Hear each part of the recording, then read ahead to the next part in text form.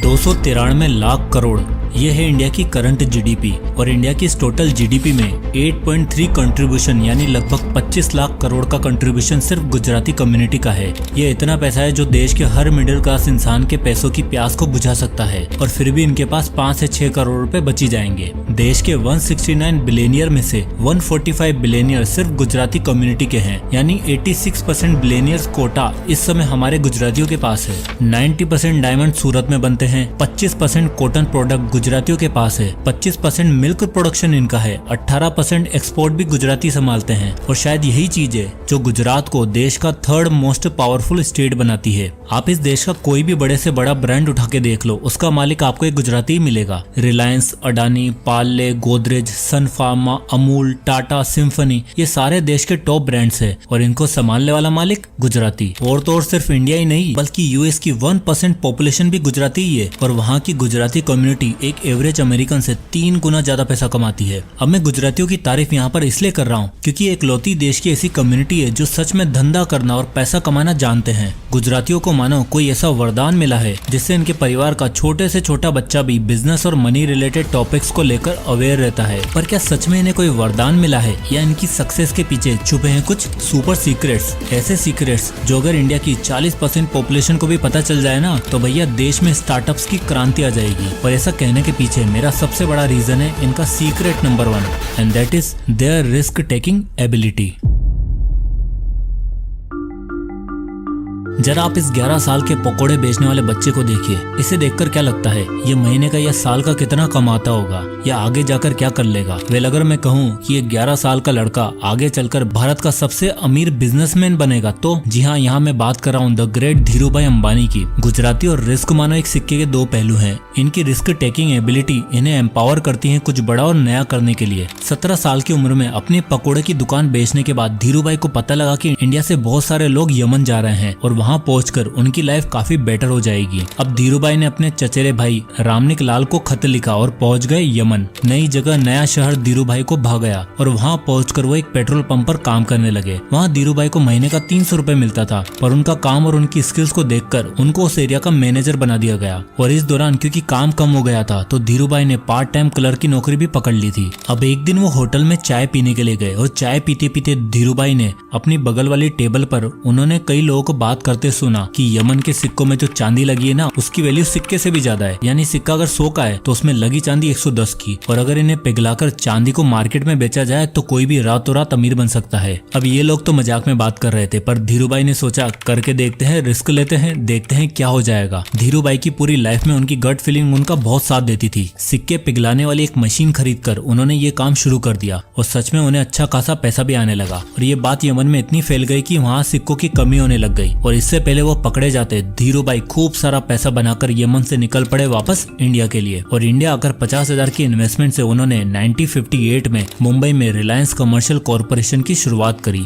मसालों के व्यापार के साथ साथ उन्हें पता लगा कि सूत यानी कॉटन के फैब्रिक में बहुत ही ज्यादा मुनाफा है, और उस समय आजाद भारत का हाल कुछ ज्यादा अच्छा नहीं था। और तो और कॉटन मार्केट में घुसना बहुत ही मुश्किल था, वहाँ कोई भी एंटर करता उसे नुकसान ही झेलना पड़ता था। पर अंबानी जी ठहरे गुजराती, रिस्क लेना है तो लेना ही है, और ऐसा करके वो इंडस्ट्री में एंटर हो गए। पर बाद में जाकर उन्हें पता लगा कि यहाँ सभी व्यापारियों और होलसेलर ने अपनी अपनी यूनियन बना रखी है जिसमें कोई और एंटर नहीं हो सकता, और अगर होगा भी तो उसे मैन्युफैक्चर से महंगे में माल खरीद कर और आगे होलसेलर को सस्ते में बेचना पड़ेगा। धीरूभाई ने अपने खुद का व्यापारियों का यूनियन बनाया और इस मार्केट में एंटर कर गए, और सभी को कहा आप सस्ते में खरीदें और महंगे में बेचें। उनका ये मेथड काम किया और पैसा भी बनने लगा। पर वहीं पर कहीं ऊपर वालों को कुछ नुकसान हो रहा था, तो उन्होंने डिसाइड किया कि धीरूभाई के गोदाम पर ताला लगवाया जाए। इसके लिए उन्होंने एक ऑफिसर को घूस देकर धीरूभाई की कंपनी पर ताला लगवा दिया। और तब धीरूभाई ने जो किया, भाई उसके लिए जिगरा चाहिए। जब उन्हें पता लगा कि ये सब साजिश के तहत हुआ है तो उन्होंने अपना सारा माल उस आईएएस के घर के बाहर ले जाकर रख दिया और अपने यूनियन मेंबर्स के साथ वहीं धरने पर बैठ गए। और थोड़ी देर में उस ऑफिसर के घर पर हाई लेवल मीटिंग होने वाली थी, तो धीरूभाई ने कहा ताला खुलवा दीजिए, वरना यहाँ से ना हम हटेंगे ना हमारा सामान। धीरूभाई अंबानी के आगे कोई बोल सकता था क्या? और उस ऑफिसर ने ताला खोला और वहाँ से जो उनकी गाड़ी चली उसने फिर धीरूभाई को आजाद भारत का पहला IPO वाला इंसान बनाया, लोगों का मसीहा बनाया और साथ ही साथ 75,000 करोड़ का मालिक। 11 साल के उस गुजराती बच्चे के अंदर रिस्क लेने की जो क्वालिटी थी ना, उसने द ग्रेट धीरूभाई अंबानी बना दिया। इतना ही रिस्क लेने के साथ साथ गुजरातियों का एक और सीक्रेट होता है,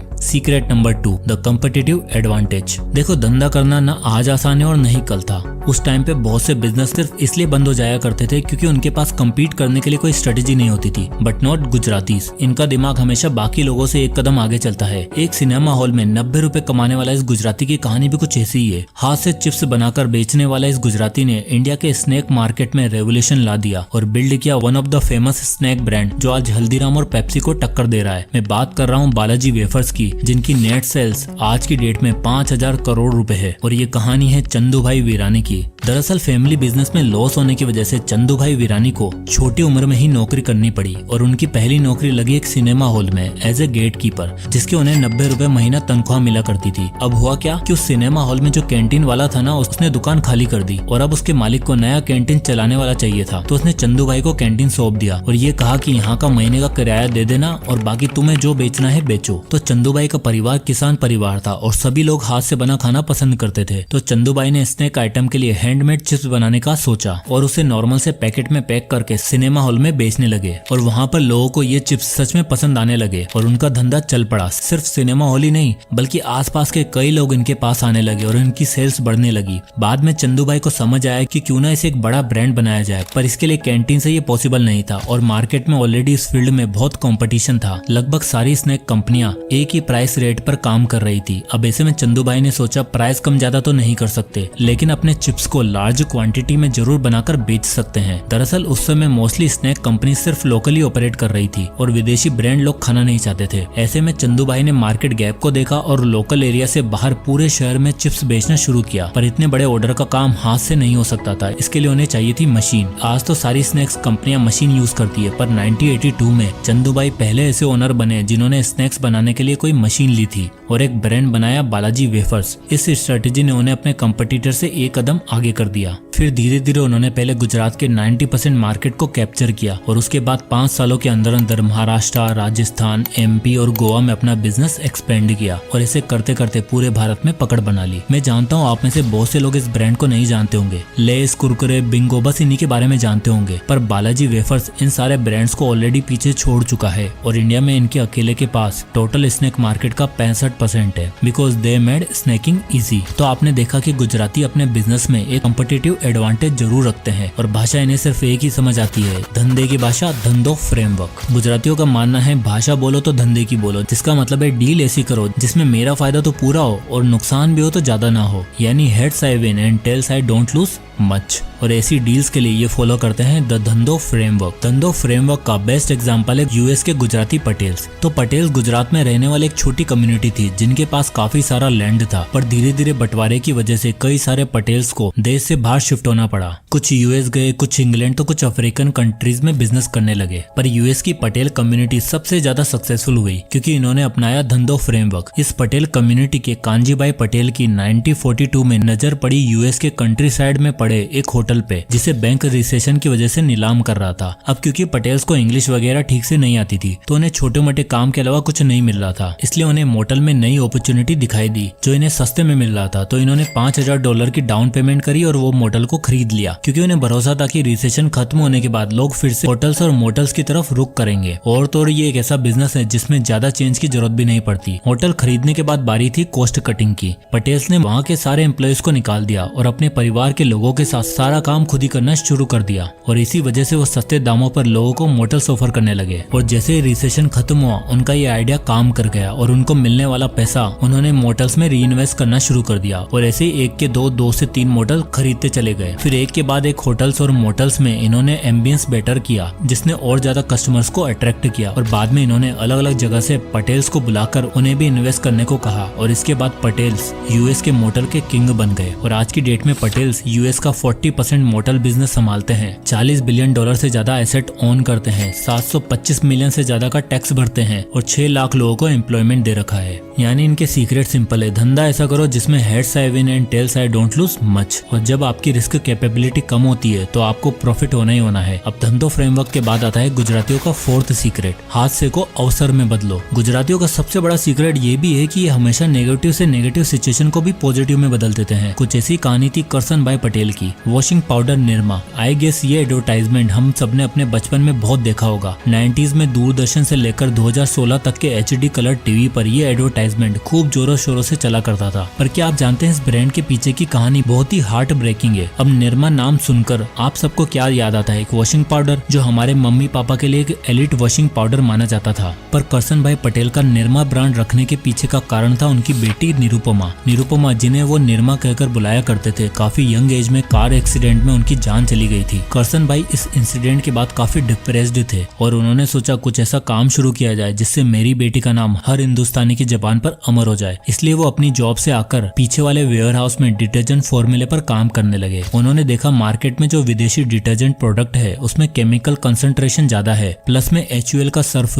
15 रुपए के आसपास का था। 1969 में 15 रुपए भी बहुत हुआ करते थे। इसलिए करसन भाई ने इंडियन टेक्निक का यूज करके एक ऐसा डिटर्जेंट बनाया जो हाथों के लिए भी अच्छा हो और पॉकेट फ्रेंडली भी। करसन भाई ने अपना पहला डिटर्जेंट बनाया मात्र 3.5 रुपए में। अब उनके पास ज्यादा सोर्सेज नहीं थे और न ही वो मार्केटिंग और सप्लाई के लिए ज्यादा पैसा खर्च कर सकते थे, तो उन्होंने अपने प्रोडक्ट को पहले लोकल एरिया में सप्लाई करने का शुरू किया। उन्होंने घर घर जाकर साइकिल में डिटर्जेंट की सप्लाई शुरू करी। आप सब जानते ही एक नॉर्मल सेल्समैन की इंडिया में क्या हालत है। करसन भाई पटेल को भी उन सारी परेशानियों से गुजरना पड़ा, पर प्राइस पॉइंट कम होने की वजह से लोगों ने उन्हें सुनना शुरू किया और उनका प्रोडक्ट खरीदने भी लगे और धीरे धीरे डिमांड बढ़ने लगी। तो करसन भाई ने सोचा क्यों ना अपने प्रोडक्ट को लोकल स्टोर्स पर लगा दिया जाए। उन्होंने वैसा ही किया, पर अभी भी निरमा को लोग ज्यादा खरीद नहीं रहे थे और ऐसे में लार्ज स्केल पर रीच करने के लिए उन्होंने अपने प्रोडक्ट को लोगों तक पहुंचाने के लिए एडवर्टाइजमेंट बनवाया। Washing powder Nirma DD national पर चालू हुई इस एड ने मानो लोगों के दिलों में घर कर लिया। अब हर कोई निरमा को जानने लगा। 1980s तक गुजरात से बाहर निकलकर निरमा पूरे इंडिया में फेमस हो चुका था और तो ये प्रोडक्ट इतना फेमस हो चुका था कि दुकान में जब औरतें निरमा डिटर्जेंट खरीदने जाती तो दुकानदार को उन्हें ये कहना पड़ता कि एक दिन में सारी सप्लाई खत्म हो गई, अब अगले महीने आना। निरमा ने ऐसी मोनोपोली बना ली कि आज की डेट में total soap and detergent market का 35% शेयर करसन भाई पटेल के कंट्रोल में है। और अपनी बेटी के साथ साथ उस हादसे को करसन भाई ने अवसर में बदल दिया और 4000 करोड़ की कंपनी के मालिक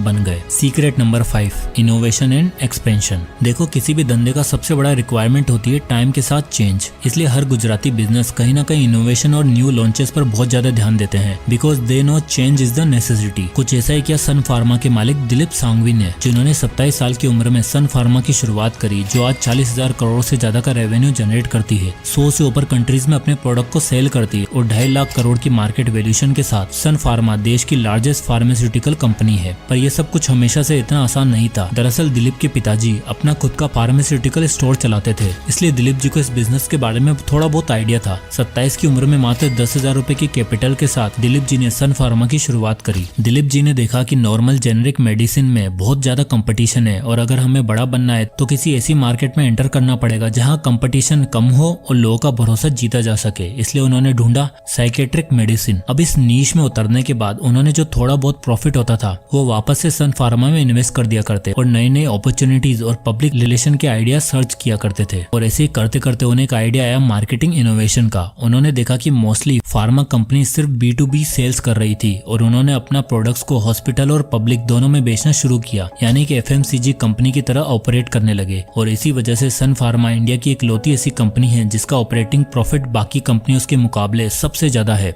सन फार्मा 100 रुपए के प्रोडक्ट पर 45 रुपए का ऑपरेटिंग प्रॉफिट अर्न करती है। अब बारी थी सन फार्मा के ग्लोबल एक्सपेंशन की। तो 1997 में दिलीप जी को पता चला कि कार्को फार्मा नाम की एक कंपनी है जो लॉस में जा रही है और यही सबसे बेस्ट टाइम था इस कंपनी को एक्वायर करने का। तो फाइनली उन्होंने कार्को फार्मा को पूरी तरीके से एक्वायर कर लिया और धीरे धीरे यूएस में भी मार्केट लीडर बन गए। आज की डेट में सन फार्मा का 70% रेवेन्यू यूएस की टॉप सिटीज से आता है और इसके बाद 2014 तक कार्डियोलॉजी के प्रोडक्ट बनाना शुरू भी कर दिया। और इसी साल उन्होंने रैनबैक्सी के मेजर शेयर्स को खरीदा जिसने इन्हें देश का सबसे अमीर आदमी बना दिया। अब 2015 तक वो मुकेश अंबानी से आगे निकल चुके थे और उन्हें 2016 में पद्मश्री अवार्ड से भी सम्मानित किया गया था। तो एट लास्ट गुजरातियों का मोस्ट इंपोर्टेंट बिजनेस सीक्रेट है B innovative and expand continuously. अब ये 5 स्टोरी हमें गुजरातियों के धंधा करने के माइंडसेट के बारे में सिखाती है कि चाहे आपकी जेब में पैसे कम हो लेकिन पैसा कमाने की जो भूख है ना वो आपको दुनिया का सबसे अमीर इंसानों की लिस्ट में लाकर खड़ा कर सकती है। जय हिंद।